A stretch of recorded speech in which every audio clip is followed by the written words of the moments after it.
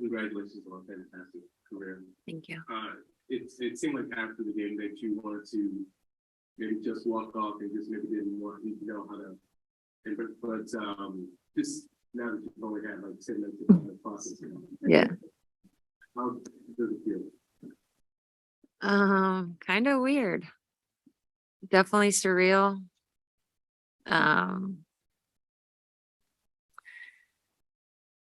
I think initially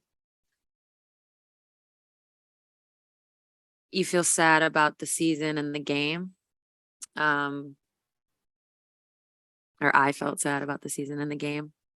And I then think as the emotions started to come to the surface, that's also what I know deep down, and in that was my last game. So it was a combination of those two things. But overall, it just feels kind of weird. You're right, Percy. I didn't really want to leave the court. It felt like that's where everybody was going, so I just followed at first. But I also wanted to kind of have one last moment to say thank you, to soak it all in. Because in some ways it is a happy thing. I'm proud of everything we've accomplished here. And of course I'm sad, but there's happiness too, to be able to have a moment like that with the fans, to have them chant the way they did. I know the tears don't look like happy tears, but there's a lot of happiness. And so how special is it that you obviously don't win the championship this year, that you guys wanted to win in 2018 and 2020? Yeah, I'm so proud of those championships. Those groups went through a lot. They went through a lot. Some people know, some people don't know. And we won those together. And I think they'll always have a special meaning, those two championships for sure.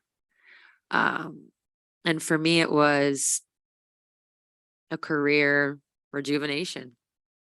I've spoken about this before. I never thought I would even get back to the finals once the rebuild started. So I think that's what makes it even more special for me personally.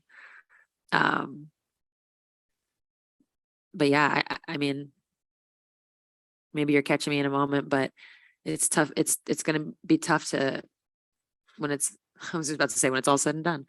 That ship sailed. I think 2018 will go down as my favorite for so many reasons. So I talked to a lot of fans this week about you, and the thing that kept coming up is that you stayed in Seattle. So what does that mean to you, that you got to do your entire career here in the South? Yeah, it means a lot. It really does. I've expressed this before, just being able to share this experience with the same fan base, with a city, with a community, being a part of their lives, them being a part of mine. It's a really unique relationship. With that, I feel, such ownership for this franchise. I want it to continue to succeed. I want to help it do that, because of all that it gave to me, just all the support. I've played for two ownership groups, the one that drafted me and the one that kept the team here. And I'm so thankful to them. Obviously all the people who have come through the front office, all the teammates, all the coaches.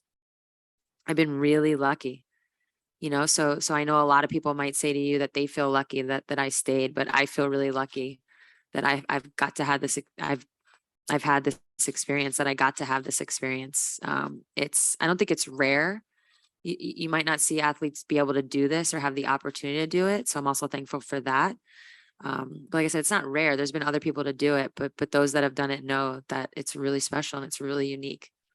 And I will be able to take this with me for the rest of my life. And that is really special to me. So now that the moment has arrived, are there any second thoughts you feel like maybe there's actually something like that? Imagine. No, I don't have second thoughts. I don't have second thoughts. Of course, my body feels good. And so that can be tricky. or it can trick you, but there's a reason why I felt comfortable and I felt confident in this being my last year. Being able to say that out loud was a big hurdle. And once I kind of jumped over that, I knew I did the right thing because how I felt afterwards. Am I going to miss basketball? Absolutely. There's going to be nothing like this. I don't think I'll ever be able to replicate it. I'm not even going to try. But no, I know I made the right decision.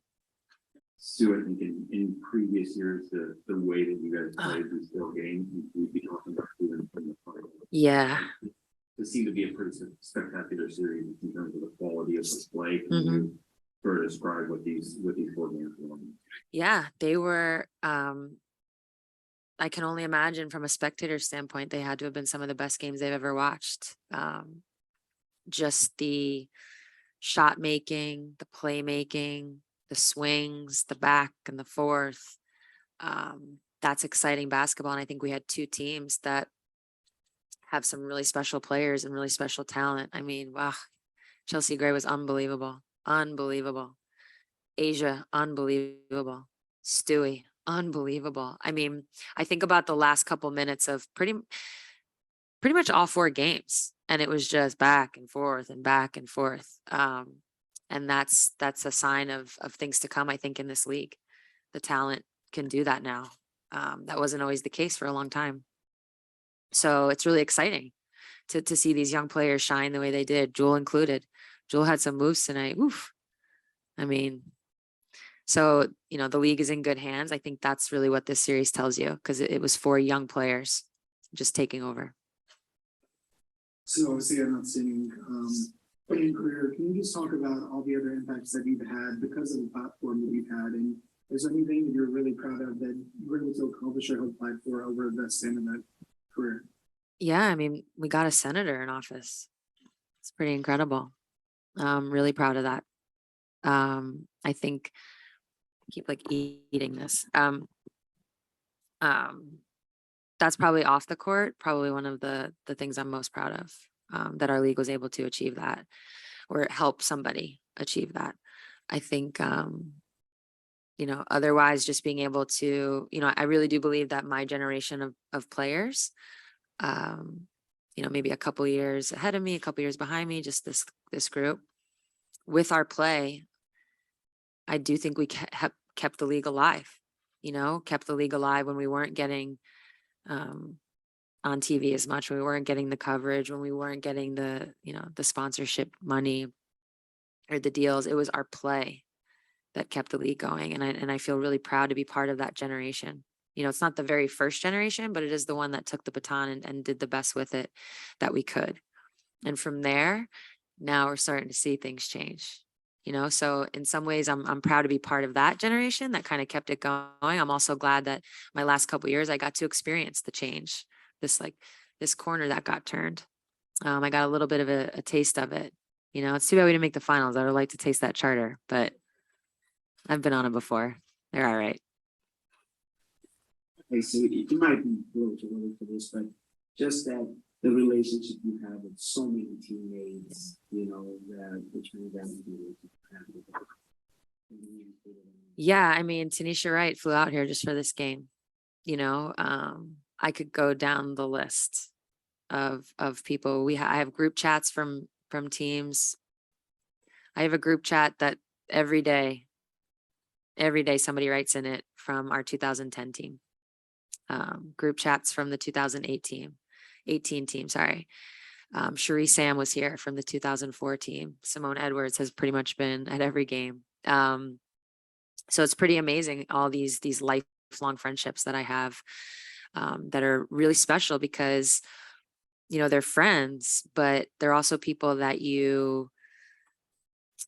I was going to say went to war with. It's kind of cliche to say that, but what I mean by that is these are really unique moments when you're on a basketball court with people, when you're pushed to your limits. They see you in your best moments. They see you in your worst moments. They know all the sides of you, and they're there to support you in those moments. They might be there at times to, you know, maybe I was going to say yell, but it's more like wake you up in those moments, you know, tell you to get your head out of your butt type of a thing.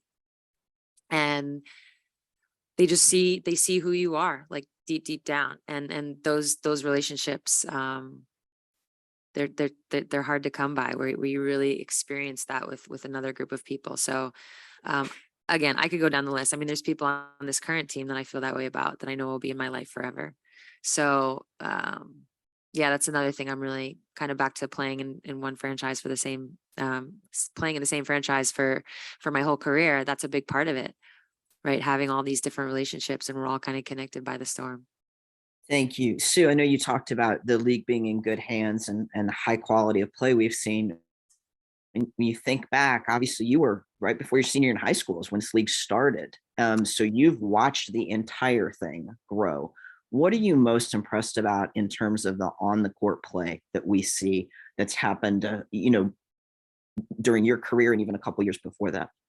Yeah. I just think the individual talent, watching that grow, like with every like few years, who knows, maybe like 3, 4, 5 years, you would kind of see this injection of a new type of talent. And I could go down the list. I mean, when Simone Augustus and Cappie Pondexter entered the league, that was like this new type of talent. And obviously I'm not forgetting Diana Taurasi, but she's only 2 years younger than me. So it's kind of, I already knew her. So as you go, it's like, there was always these little injections, right? I'll fast forward. I don't want to like forget people. You know me, if I sat here and thought about it, I could really pull, but you fast forward to the 3 to C, where it's like BG, Elena, and Skylar, a new injection into the league, right? So I just think like as the league has gone along, there's always been these new injections.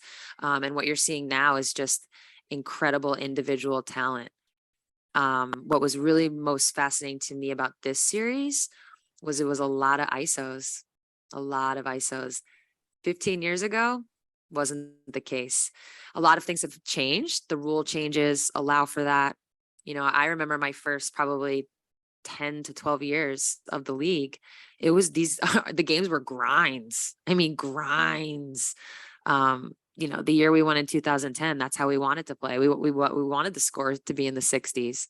And now, because of rule changes and because of this individual talent, you're seeing more, free flow. I think honestly, I would love to be 22 now. Oh, that'd be amazing. I'm not a grind out defensive player. Like, I was born in the wrong era. It'd be amazing to play now as a young pup. But that's what's exciting about it, and that's what sports is. They evolve, they change.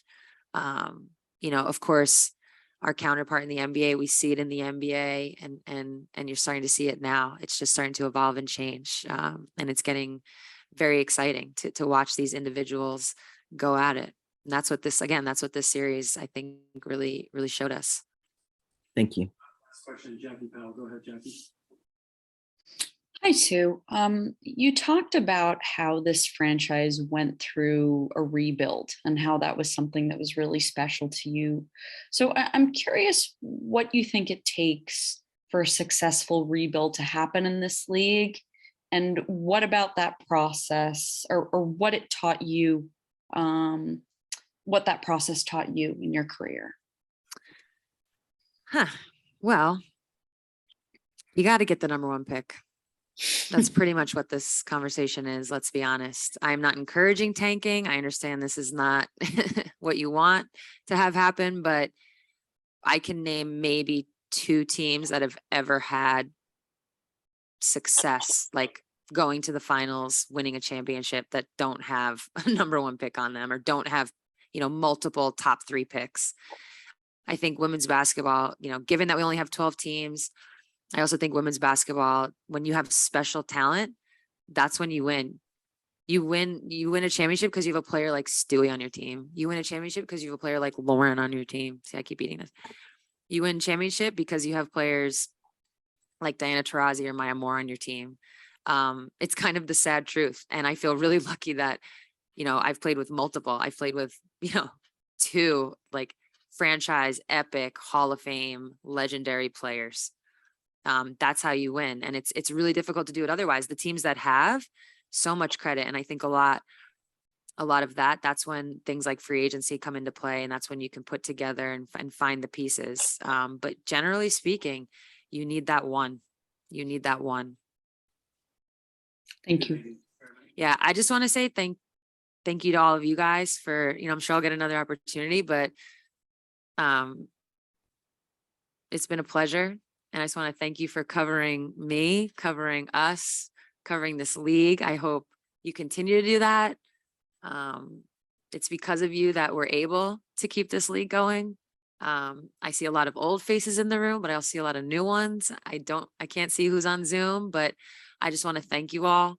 Like I said, it's been a pleasure, and I guess I'll see you soon. Thank you. Thanks, Sue.